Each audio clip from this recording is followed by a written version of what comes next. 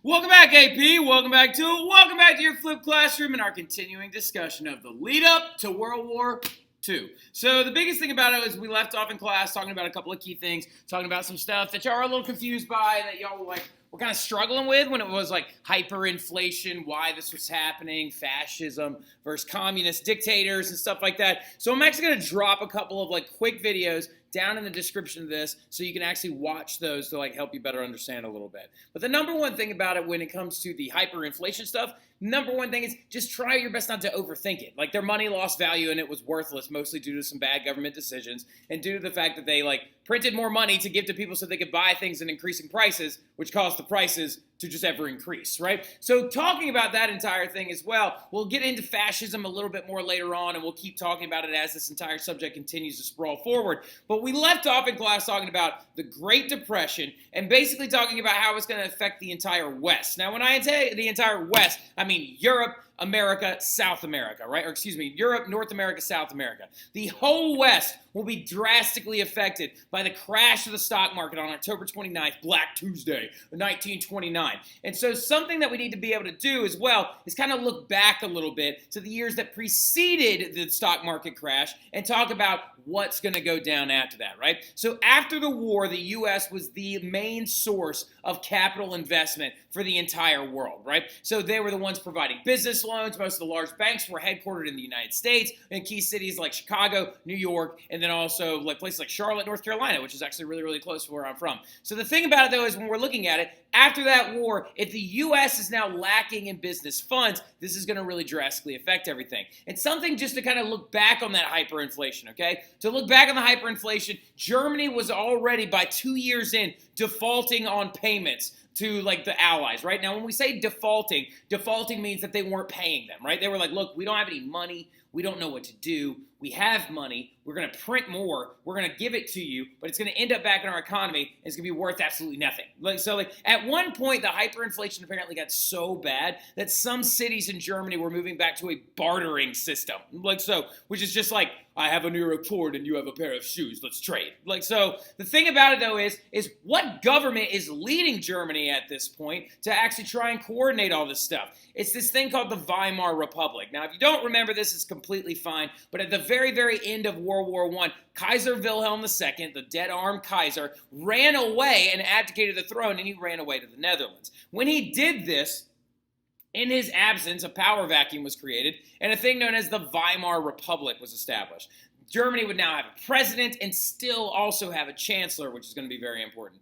Well, in 1922, the Weimar Republic starts defaulting on payments. The Weimar Republic then starts to decide, let's print more money, right? So the thing about it, though, is that is going to directly lead to the hyperinflation, which drastically happened in 1923 in particular. And then also, on top of everything else, is do you think that France took this oh, we don't have any money, as a simple excuse to this whole problem? No, of course not. They didn't take this as a simple excuse whatsoever. They then began to actually get very upset, and they actually occupied this place called the Ruhr State. The Ruhr State is in western provincial states. So Germany has states, just like the United States of America, except they have 16 of them, right? They don't have 50, they have 16. So one of those states is known as the Ruhr State. And French soldiers went in and occupied that area. And the Ruhr State was one of the heavy industrial centers of Germany. And they basically were stripping industrial products, taking coal, taking manufactured goods, taking anything they could get their hands on to try and circumvent that defaulted payment. So the thing about it, though, is when all this is going down, and when Germany resumes their payments around 1925, the reason why is because we were giving them the money, okay? This right here is an image of the Dawes Plan, right? The Dawes Plan was to try and prevent another war from going down and to try and prop up the economy in places like Germany and France. The U.S. would give loans to Germany. Germany would pay reparations to Britain and France, and then Britain and France would repay loans that they owed to the United States of America for war materials during the World War I and things like that. Well, the Dawes Plan hinges on the idea that the U.S. has money. So when the Great Depression hits, the ripple will then spread over those calm, still waters, and the Dawes Plan will fold, right? Germany will default on its payments yet again.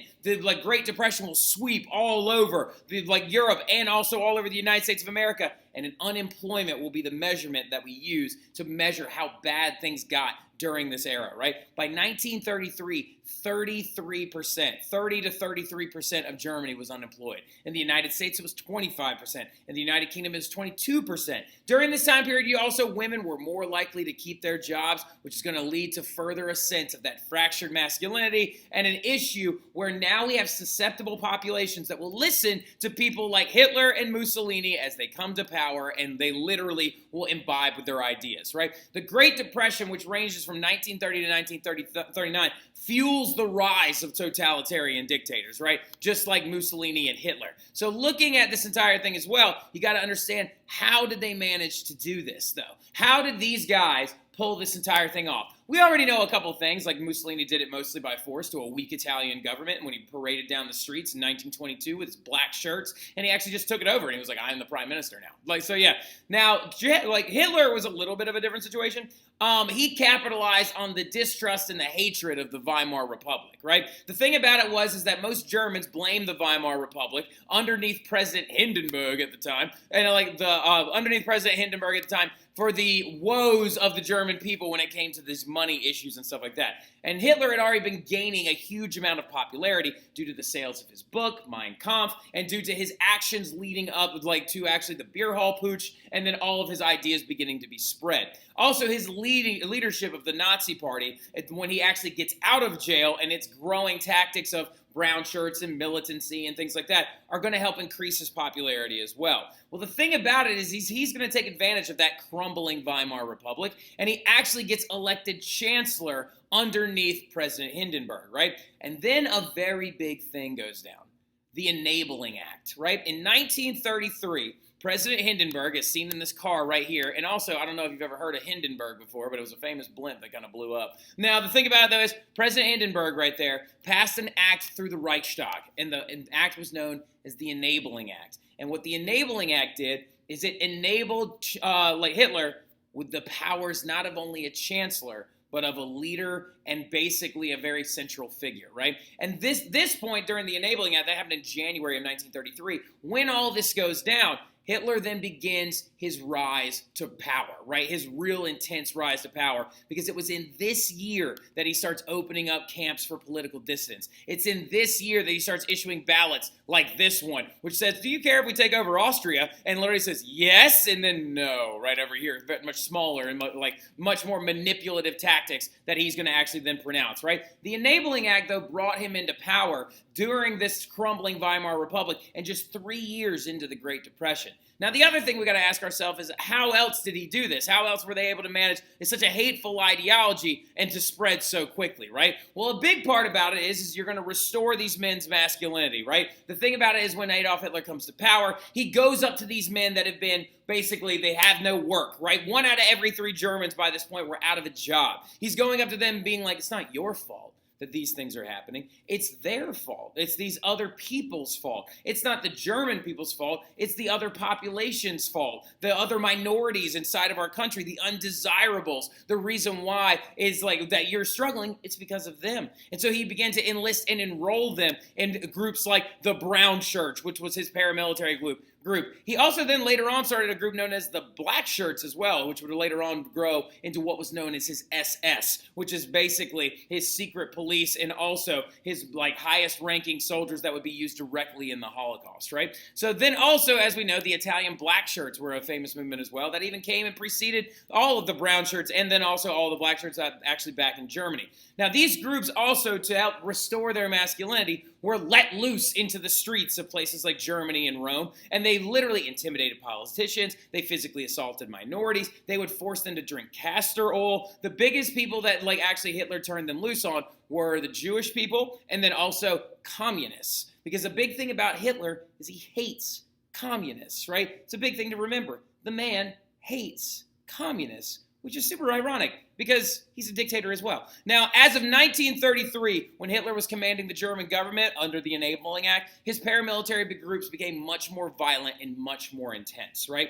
Now, going forward as well, another thing about it is now that you have these paramilitary groups, you have to give them enemies to fight against, right? So you're going to create those enemies. Well, one big event happened 1 month after the Enabling Act was passed. 1 month in February of 1933, there was a fire in the Reichstag, right? And the dome on top of it actually was set ablaze by some assailant that nobody could figure out for the longest period of time. And then they actually found out a little bit later on that it was a Dutch agitator who had communist sympathies, but literally Hitler was like, no, it was the communists in general that set fire to our glorious government building, our building that represents us as a German people, our anything and everything.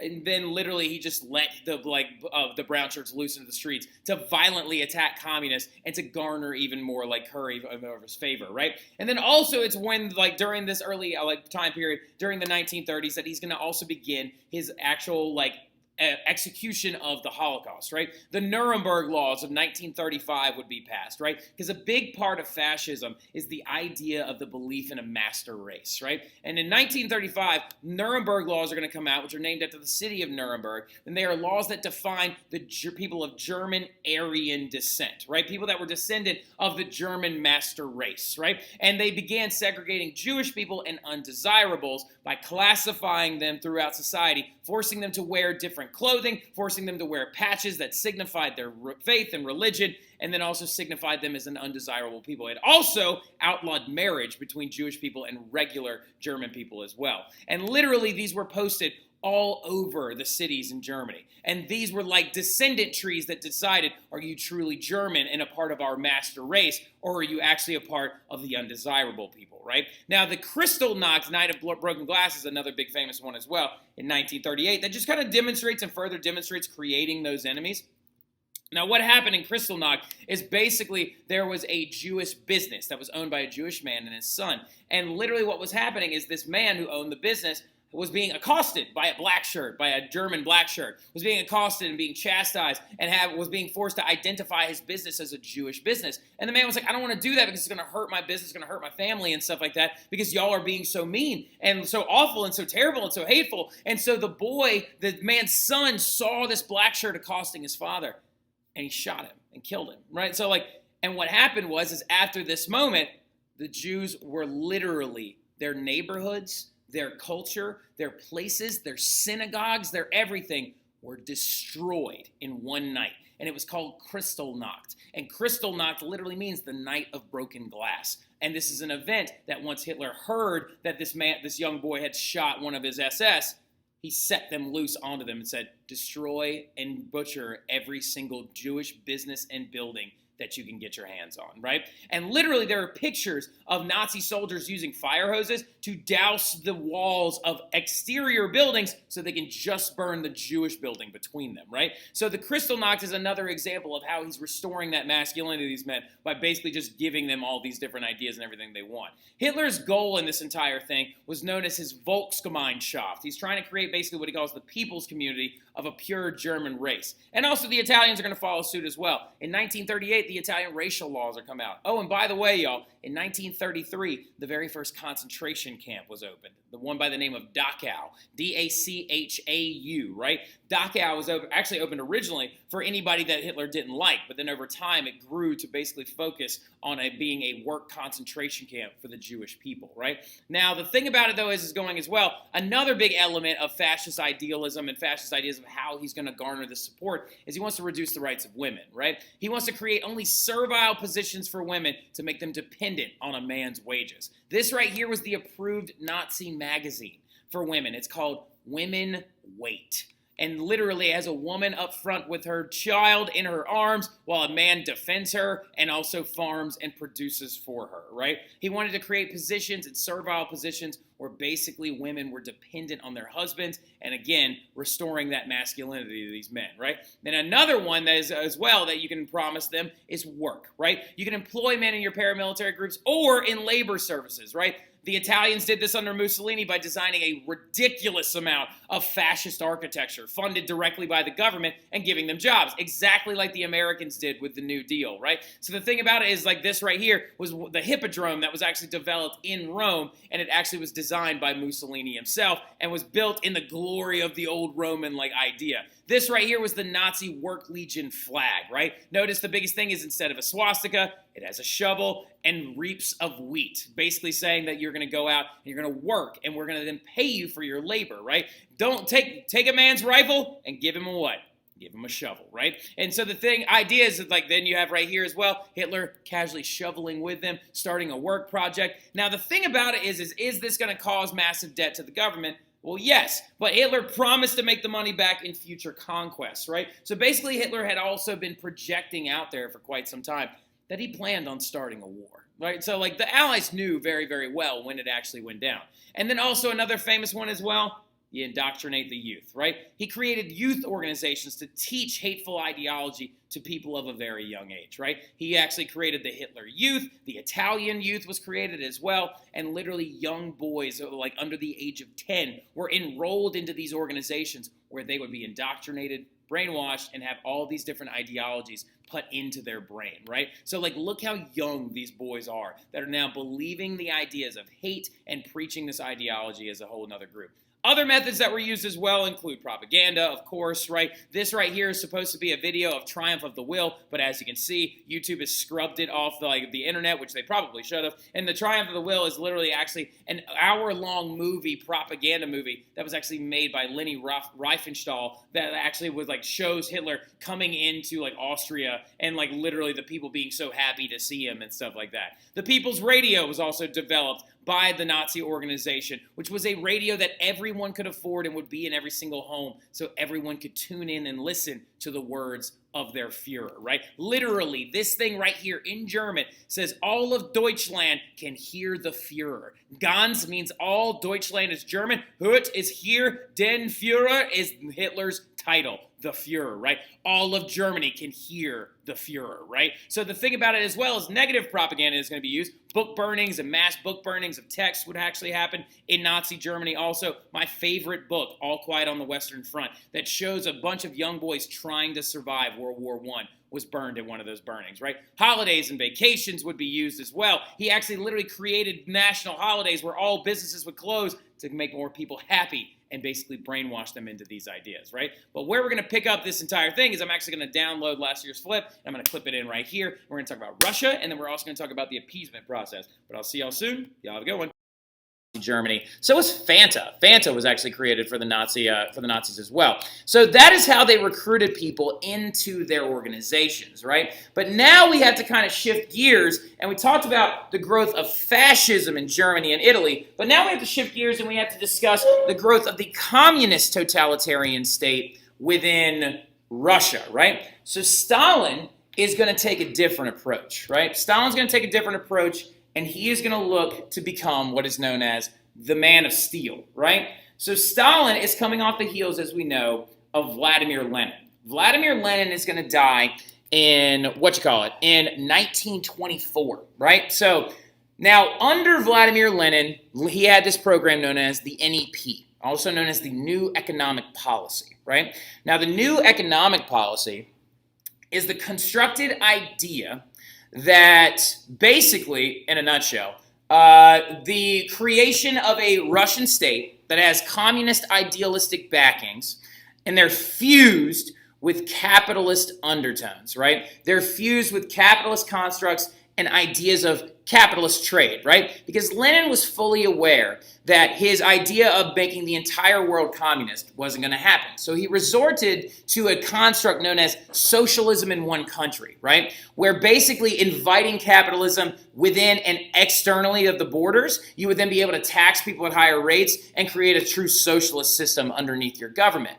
Now, regardless of this, they still were left in a lot of debt, right? Lenin died in 1924, and he turned on Trotsky. Stalin did. Stalin immediately turned on Trotsky and tried to force him out and align himself with party leaders because he has plans to pick up where the new economic policy left off, right? And actually, inside the red square, Inside the Red Square in Russia, even to this day, you can actually go see Vladimir Lenin's body because it's preserved and stuff in a big glass coffin like Snow White. All right, so now, anyway, but after this all happens, he decides to turn on Trotsky, push him out, and he ends up getting him exiled out of Russia. Now, he tries to attack two major issues. When Stalin comes to power as of 1928, he tries to attack two major issues. One, unemployment. Two, famine, right? So famine had to be solved due to the fact that there was a mass effort under Lenin to collectivize agriculture, right? To create giant state-owned farms and to strip land and money away from these people known as kulaks, right? Kulaks are middle-class farmers that owned land in Russia and actually profited off of their labor.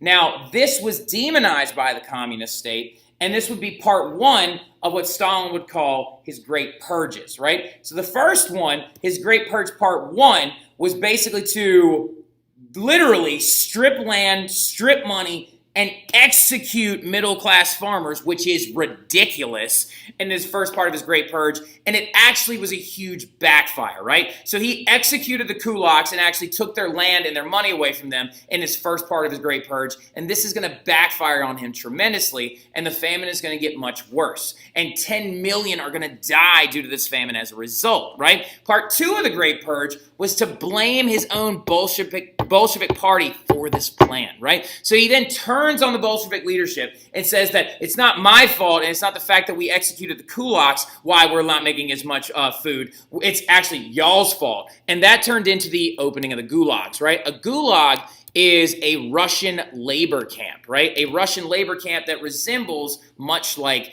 a Russian concentration camp, right? Where basically political prisoners are sent to work themselves to death, oftentimes making big rocks into smaller rocks. This is a picture of the gulags as well, and you can see men starving to death. This is a great picture to show you Stalin's regime in the second part of his Great Purge when he turned on the Bolshevik party and started to purge them out of his society. So as you can see in the original picture, there are 3 men surrounding Stalin. And then in the next year's picture, it's only 2 because this guy's been doctored out of it, right? And then in the next year's picture, that man has been doctored out of it. And in the final picture, he has been doctored out of it. Why is this? Because all these people would be executed during Stalin's second part of his Great Purge when he turned on the Bolshevik leadership, right? Now, under Stalin, he also tried to solve unemployment in the industrial sector by hyper-industrializing, right? And this was a giant component of what is known as his 5-year plan, right? So his 5-year plan was to try and build as many factories as possible in 2 spurts of years. From 29 to 30 and from 31 to 32, they would actually create as many jobs as possible by building up factories and creating cities that existed around them, right? So basically he would stamp a huge factory in one spot and build a city around it to provide jobs and living areas for those people. Now, the big one is Stalingrad, which had a massive tractor plant there. Then there's Magnitogorsk, which has a huge steel plant there. And then there's another one, the Ural coal mines, right? The Ural coal mines is going to be a big one as well. And the thing about that is that they're going to create these towns around them to try and force the industrialization of Russia. Now, this is going to build up cities, yes.